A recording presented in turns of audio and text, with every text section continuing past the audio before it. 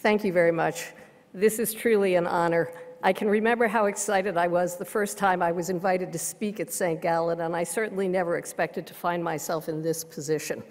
I'm also particularly grateful for the recognition of the role of surgery in breast cancer treatment, and so it's fitting that what I will be talking about today is whether or not surgery will remain a part of breast cancer treatment in the future.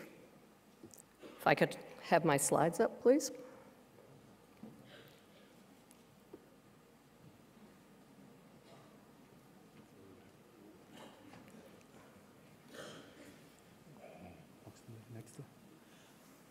That one.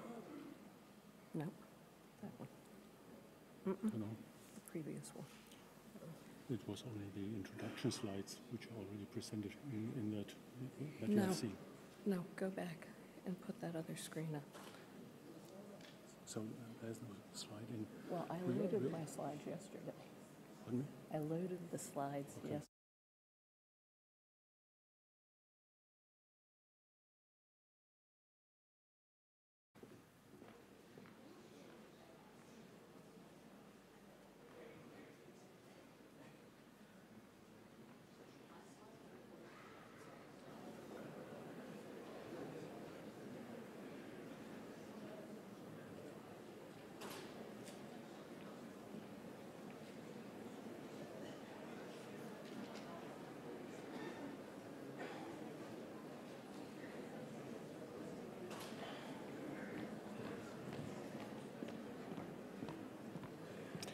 And that's why, even though you've preloaded your slides, you always bring the stick with you to the meeting.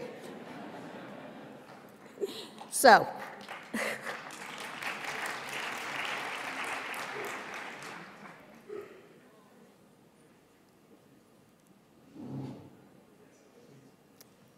yes, excellent. So as I said, this is what I'm going to talk about. And when we think about breast cancer today, the news is generally good. As illustrated here, in multiple countries across Europe, between 1989 and 2006, breast cancer mortality fell by a median of 19%. During a similar time period in the United States, we observed a decrease in breast cancer mortality across all age groups.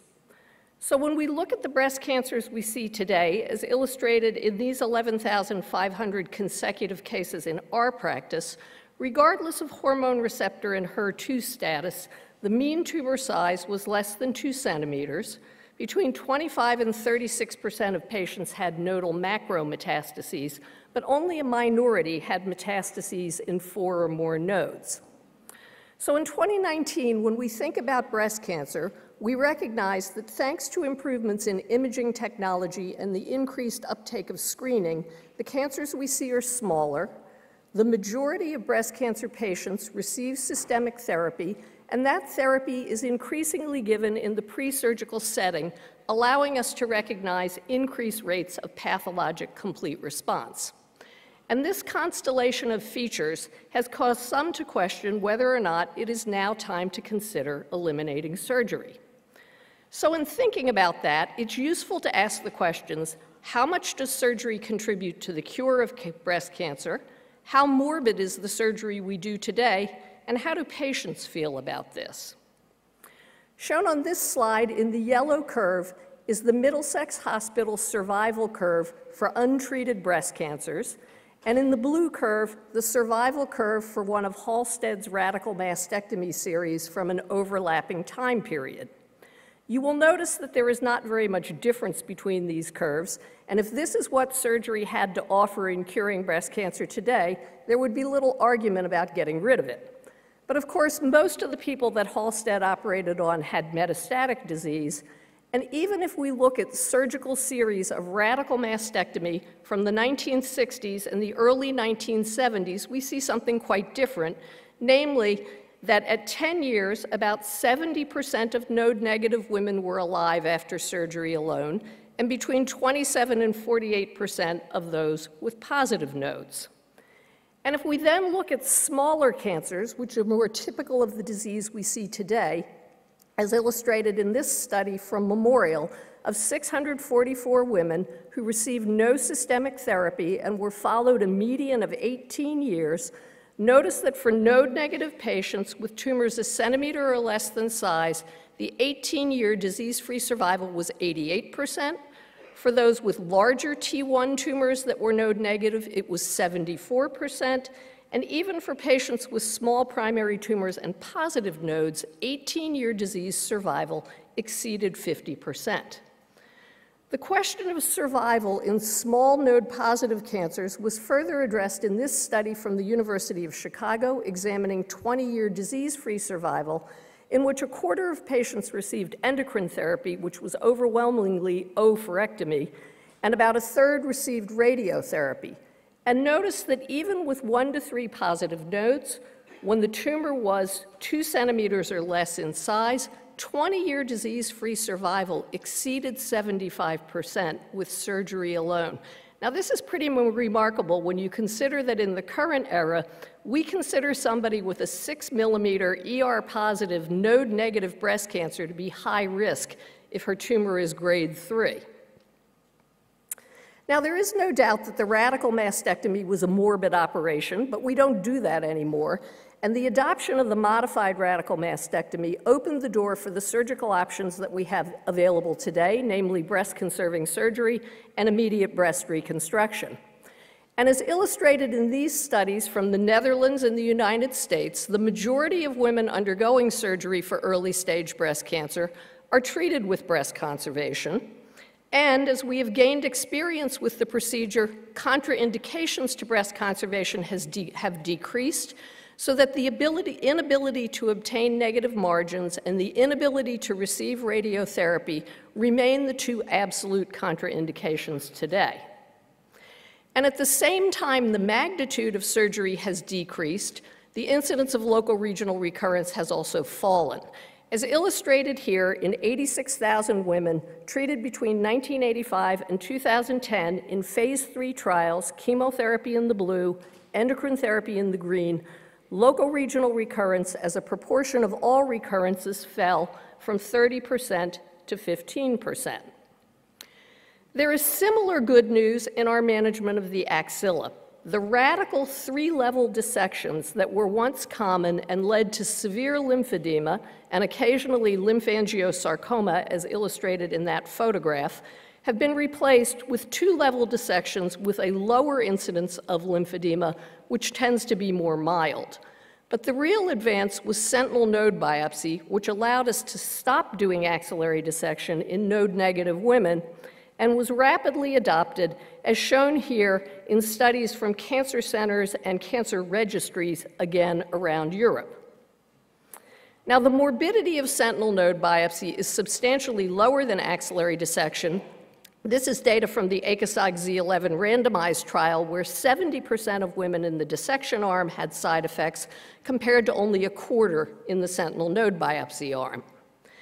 And just as we saw a decrease in contraindications to breast conservation with experience, the same is true in sentinel node biopsy, so that in 2019, inflammatory and other T4 cancers and suspicious palpable adenopathy remain the contraindications to that procedure.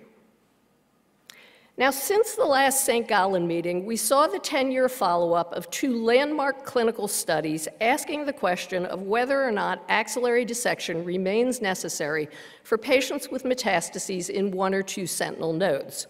ACOSOG Z11 randomizing to sentinel node biopsy alone versus axillary dissection, and Amoros randomizing to sentinel node biopsy plus radiotherapy versus axillary dissection.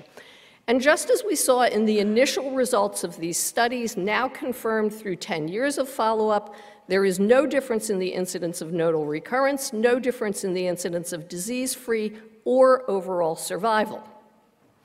And with these studies, we have also seen axillary dissection begin to fall. This is SEER data from the United States, noting the time that Z11 was first presented and then published. And you see in the lighter blue line a sharp decrease in axillary dissection for patients with metastases in 1 or 2 sentinel nodes. And here in the Netherlands, shown in the pink, breast-conserving surgery patients, in the blue, mastectomy patients, and with Z11 and Amoros, axillary dissection has become an infrequent operation in this subset of women.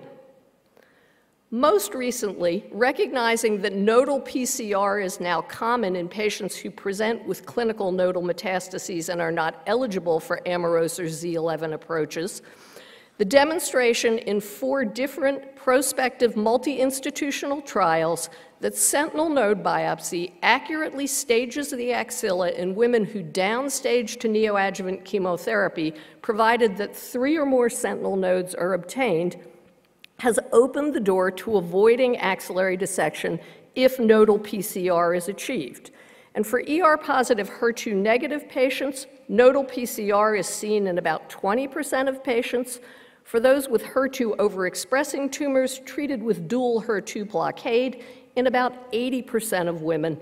So in a consecutive series from our institution, we found that almost half of women downstaged to pathologically node negative and had 3 or more sentinel nodes identified, further decreasing the use of axillary dissection. So what I hope I have shown you in this whirlwind tour of breast cancer surgery is that surgery has become progressively less morbid over time, that it cures well over 50% of the stage 1 and 2 cancers that make up the majority of screened populations, and results in excellent local regional control. It's quite low cost relative to most of the other things we do in breast cancer, and de-escalation has been widely adopted by the surgical community. So putting all those things together, of course we'd want to get rid of it. So elimination of surgery has been proposed at both ends of the spectrum of breast cancer. In patients with small areas of non-high-grade DCIS, the rationale is that the increased detection of DCIS by screening has not been accompanied by a corresponding decrease in breast cancer mortality, indicating that some of this DCIS is a non-obligate precursor of invasive carcinoma and therefore doesn't require treatment. At the other end, we have patients with local regional invasive cancer deemed aggressive enough to require preoperative chemotherapy. And here the thought is that if these patients achieve a pathologic complete response, then local control could be maintained with radiotherapy alone. So let's look at these ideas separately.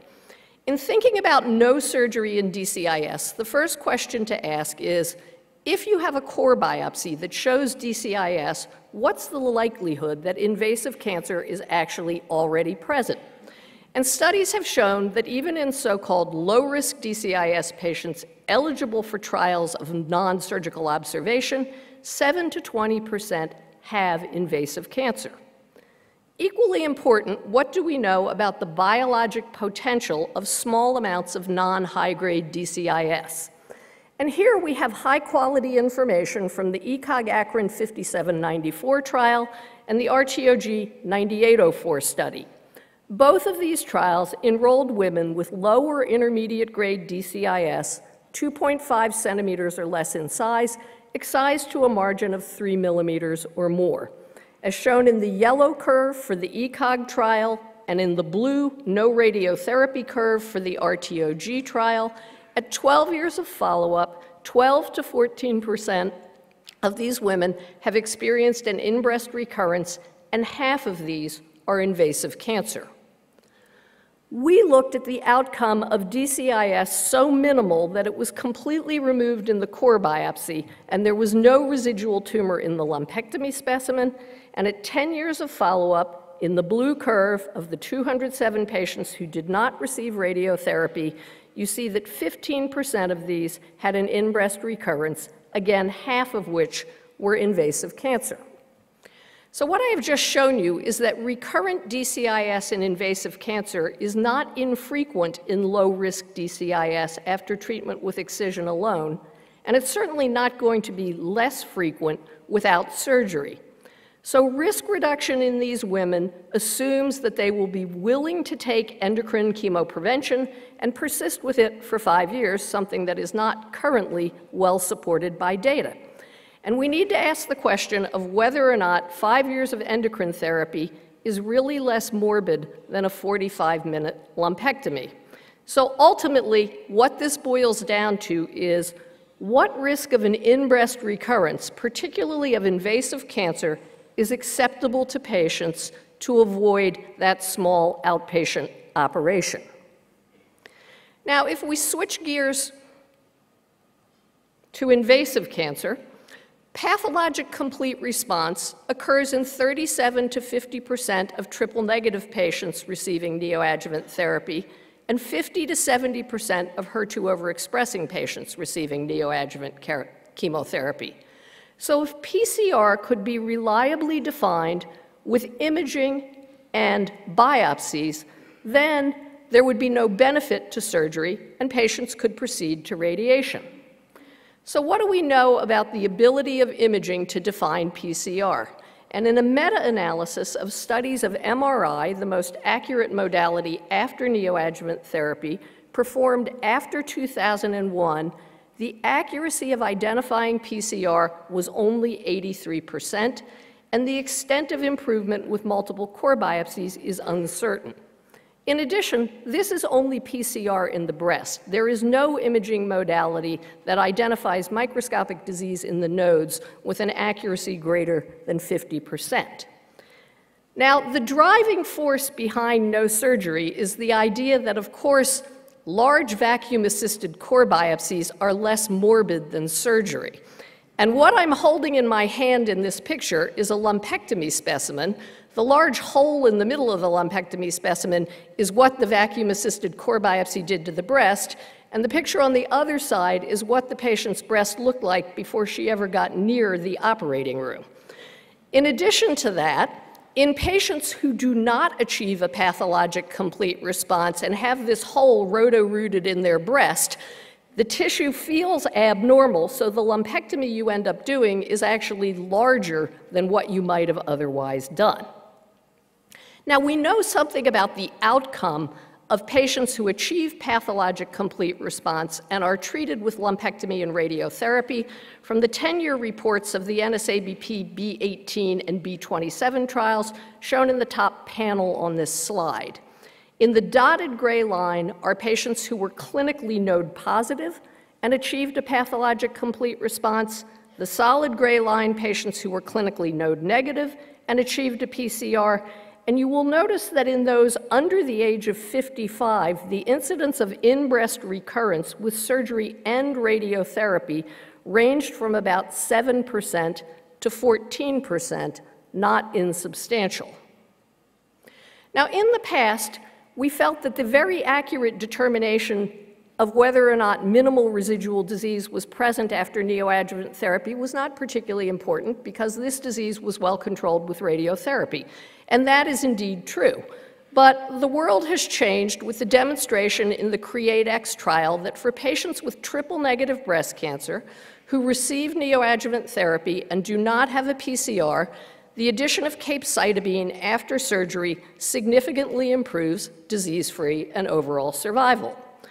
Similarly, this year at San Antonio, we saw that for HER2 overexpressing patients treated with trastuzumab and preoperative chemotherapy who did not achieve a PCR, that the addition of TDM1 postoperatively also significantly prolongs disease-free and overall survival. So accurate determination of PCR now has real therapeutic implications. These studies ask the question only of whether or not PCR was present. The next generation of ongoing trials, those that are circled, want to know exactly how much residual cancer is present, something which is extremely difficult to determine if you've fragmented it into 20 pieces doing a core biopsy. Now, there is no doubt that in patients who are treated without surgery, they will undergo more intensive imaging follow-up, usually with MRI, which results in more biopsies, higher costs, more patient anxiety, and is strongly correlated with the performance of bilateral mastectomy. So again, we get back to the fundamental question, in the current era where accurate determination of PCR determines the need for additional drug therapy, how much residual disease is it acceptable to miss to avoid doing a lumpectomy, especially if you're already taking the patient to the operating room to stage their axilla? And then we, of course, get to the question of what do patients want? And this is a population-based study that we did where we asked women what was important in deciding which surgical treatment they were going to have. Concerns about recurrence, concerns about radiation, recovery from surgery, or body image and sexuality. And as you can see, 70% of them stated that concern about recurrence was the thing that greatly or moderately influenced their surgical decision, far more than anything else. There is not clear evidence, at least in the United States, that patients are embracing the idea of no surgery. Shown here from the National Cancer Database, 1.8 million women between 1998 and 2011. You see the top blue curve, which is breast conservation, increasing slowly until about 2006 when it starts to drop off. And it's replaced by the bottom red curve, which is bilateral mastectomy for unilateral cancer. And when we ask why women are getting these mastectomies, as we did, again, to a population-based cohort, you see that if the patient said the surgeon was the primary decision maker, shown in the green bars, the mastectomy rate was 5%. If the patient said that she herself was the primary decision maker, it rose to 27%.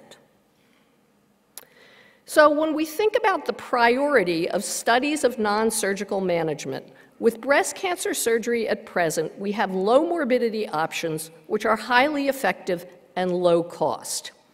The proportion of women likely to be impacted by studies of no surgery is small, and most importantly, these are the very women who are eligible for the least morbid surgical operations that we have. Patient preference for the uncertainty associated with no surgery is unclear, and its impact on quality of life is unknown at this point in time. So why is this a big deal? Well, as we all know, resources for clinical trials are limited, and they are particularly limited for surgical trials. So is what we really want to study how to avoid making a small incision on the breast and taking out a small piece of tissue? Or would we prefer to study how to get rid of some of the other things we do that are less effective and cost a lot more, or some of the other problems we have, such as the problem of local regional recurrence illustrated here, which remain a major cause of morbidity for patients? I would like to acknowledge my collaborators and thank you again for the honor of this award.